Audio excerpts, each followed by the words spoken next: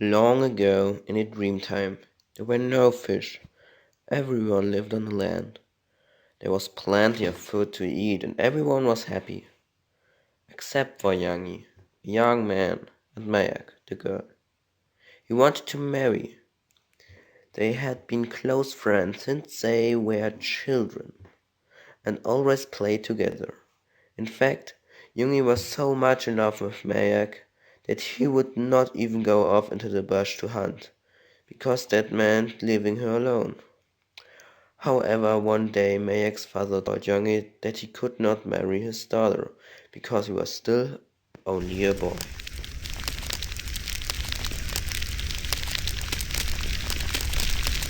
You are not yet even a man. I'm grown up. You may be, but you don't even know how to hunt.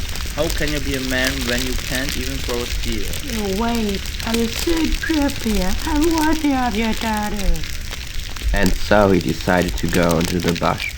He left the camp and went off by himself, determined to stay away from all others until he had mastered spear and boomerang throwing, and could hunt his own food.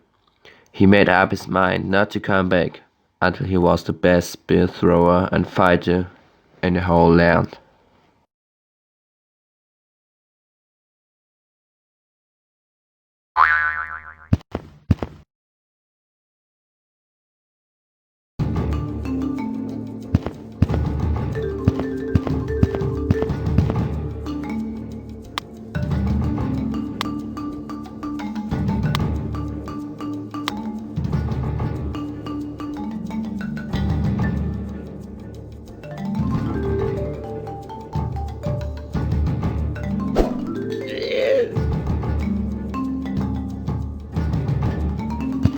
Hip hip hooray!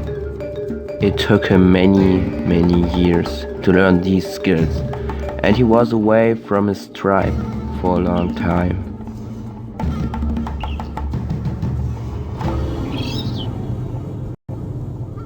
No, I'm a real man. He found that Mayak's father had died, and Mayak was now about to be given to an old man for his wife. She's my girl, she can't be anyone else. Yangi decided to fight for his girl.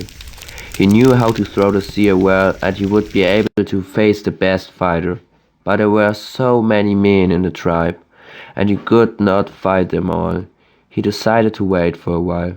That night there was a big bower, a big corroboree. All the men of the tribe gathered in a clearing in the bush near the camp and started their singing and dancing.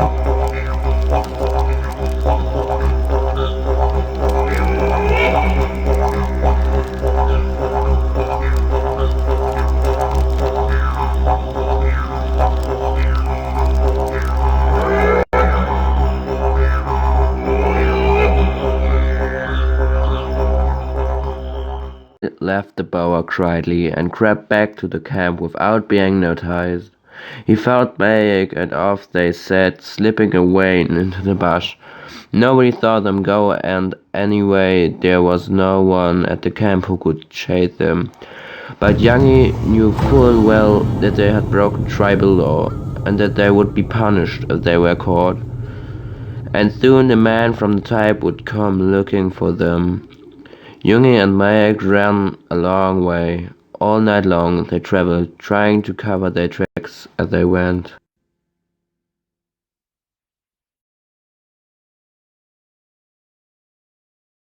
Exhausted, they reached the edge of the land, where the great sea began.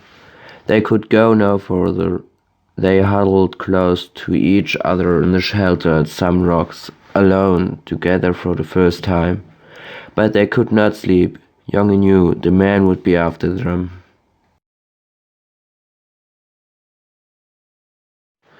I have to make a lot of spears to defend us. If I can fight them off, maybe they will leave us alone. I will help you make them.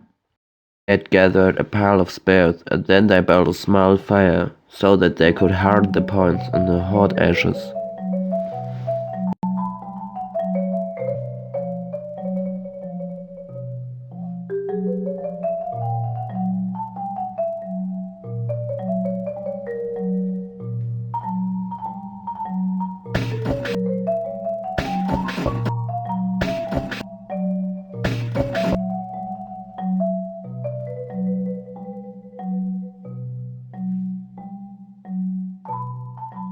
Together they watched the sun woman rise up from her camp in the east and start her journey across the sky.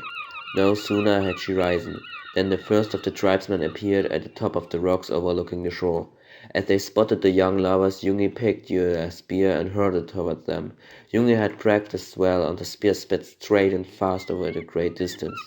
When the men saw the spears coming, they rushed behind the rocks for shelter. Every time he threw a spear, Meg would make a new one to replace it.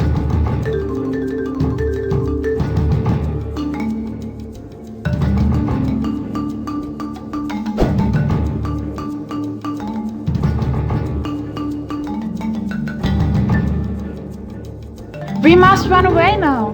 But we can't, the sea is behind us.